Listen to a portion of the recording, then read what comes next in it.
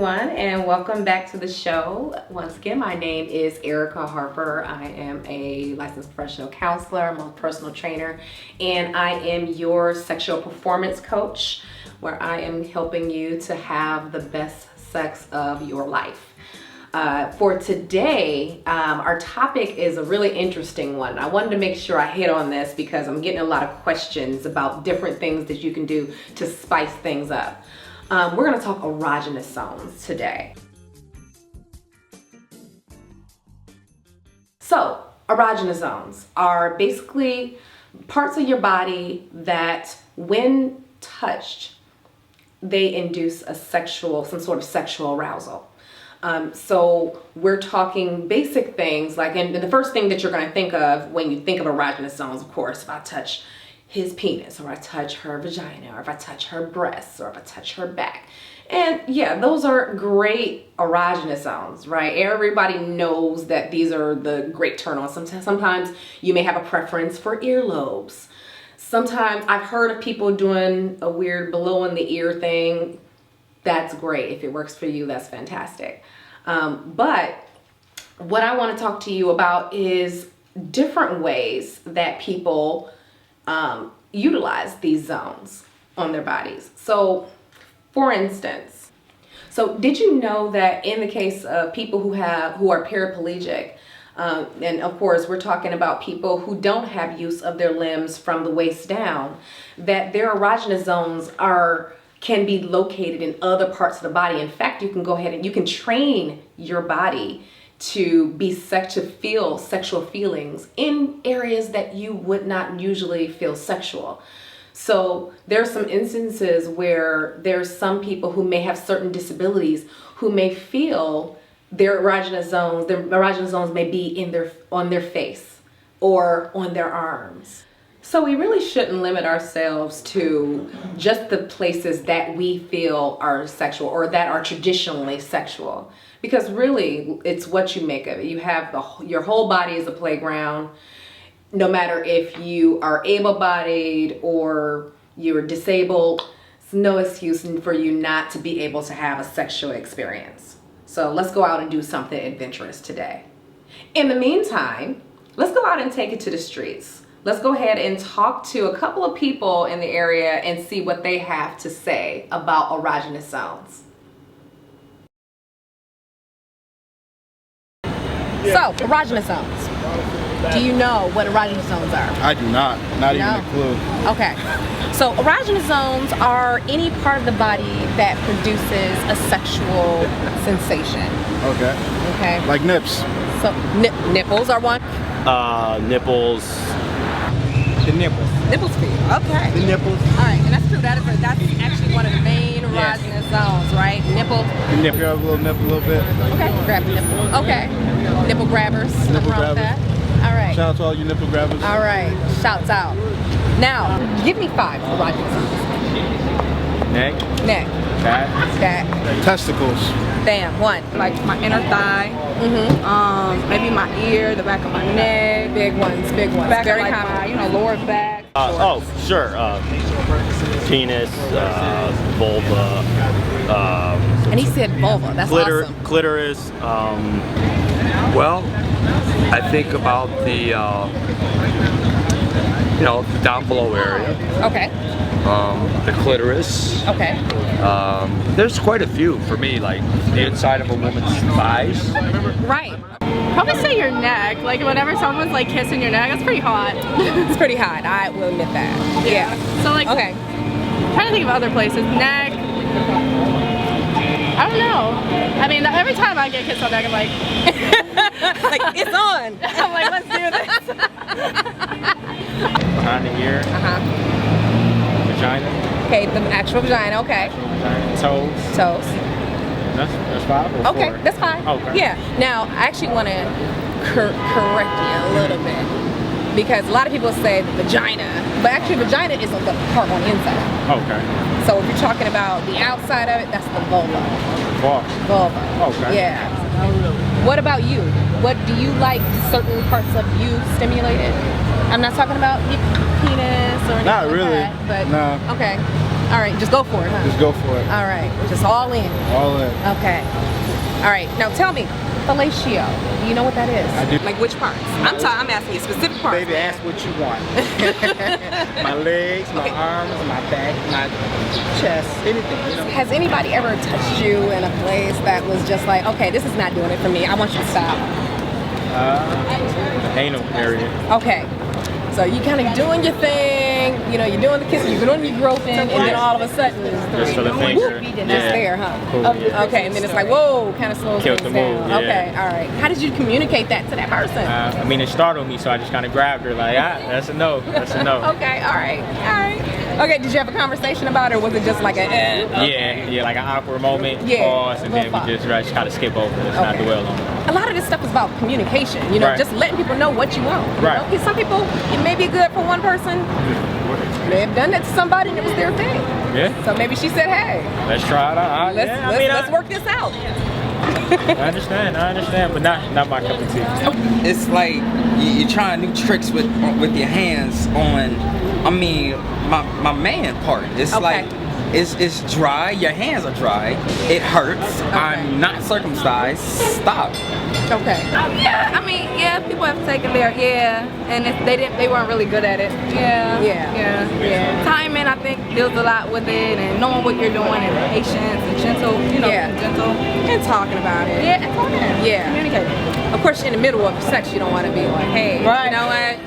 Everything that you're doing is absolutely awful. right, yeah, now. afterwards. Yeah. Or before. Like maybe, and then introducing things. Right. Afterwards. Yeah, Right. definitely. Okay. Okay. So what do? Do you have a signature move with regard to erogenous zones? Like, what's the first place that you go for?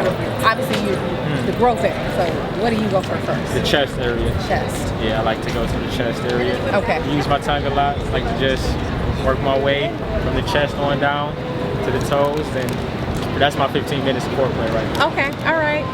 All right. Really attentive to those areas. My move is the whole package. Okay. So I'm Sicilian, so the woman always is first. So I think the best thing about it is the foreplay. I'll spend an hour to an hour and a half just foreplay. So by the time I do get to that area, it's so ready to Game go. over. Exactly. It's an easy win because you put the work into it first, and the woman loves it. So Right. that's my move. Places that Really? maybe, yeah. I didn't know that. So you're talking in the case of people who are, you know, paraplegic, things Yeah. like that, and when they lose all of the sensation down there, you can actually create it where you can orgasm by, you know, touching the face. You can kind of train your body to do Oh, those I had no things. idea that was a thing. Yeah. So it's not just about your nipples. You know, it can be about your feet or whatever. You know, it's just about whatever you train your body to do. So what about somebody who's like a paraplegic or something like that? So how would they have an erogenous zone? Do you know? Have you ever heard of anything about them having? Oh, well, honestly, I haven't given that much thought. Right. But yeah, in terms of so they can't feel anything. They have to be stimulated. It has to be all mental, correct, for it to. Yeah, almost. Isn't that correct? Like, that is a main part. I watch Friday Night Lights, Jason Street in the wheelchair. That's why I know this. That was a good thing. I remember that. Yeah, he had so yeah. Anyway, so how would that work with them? I mean, I feel like you could still stimulate the upper part of the body, and then that in it would be enough to work. Well, there are parts of the body that you can actually turn into erogenous zones just by kind of training yourself how to do it. So your face can be an erogenous zone. You can make your shoulder into erogenous zone just by kind of training yourself into doing that. Did you know that? So now that we've talked a little bit to the wonderful people in the city of Cleveland, let me go ahead and give you some advice on how you can utilize those erogenous zones and perhaps discover some new ones on your own. So I mentioned earlier about the idea of creating something or utilizing a different part of your body for the sexual experience rather than just the basic sexual parts that we all think of when we think of having sex, right? So one of the things that you can do, and this takes a little bit of training, okay, but it's something that anyone can do. And this is just one example, but you can do what's called angel face. Okay, so this is you sitting in front of your partner. Actually, this is a practice, this is a tantra practice. It's you sitting in front of your partner, and rather than touching the genitals, you're looking them deep into their eyes and you're gently stroking their face. And while you're stroking their face, maybe you're touching them down there. Okay, and then do this a couple times. Okay, and of course you're not gonna smack yourself like I just did, but you're gonna touch them all over their face. Okay, and really softly. And again, while you're doing that, touch their genital areas so they start to associate you touching their face with something sensual. After a while, I promise you, you'll be able to touch their face and perhaps even create an orgasm.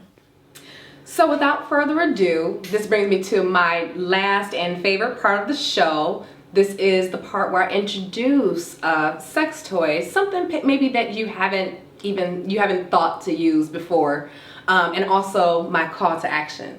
So you probably may be wondering why I have my hands behind my back, but it's because I'm holding this. And I know I'm being silly right now, but what this is, guys and gals, this is called an extender. As you can see, it's very, very flexible. Okay, this is made of silicone.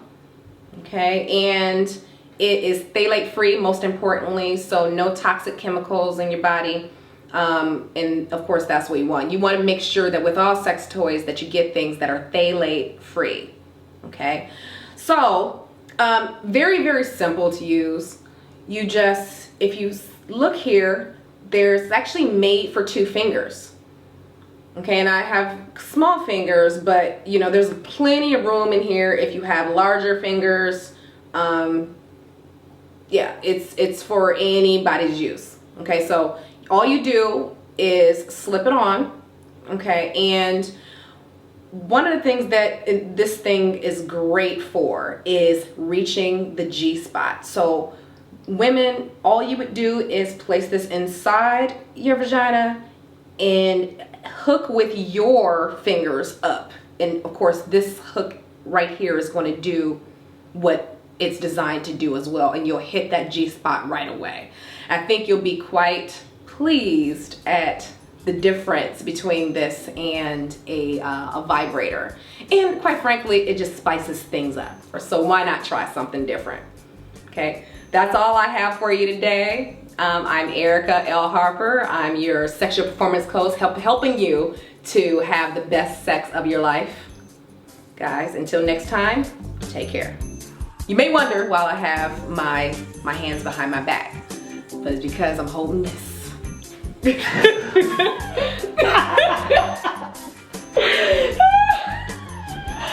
sorry.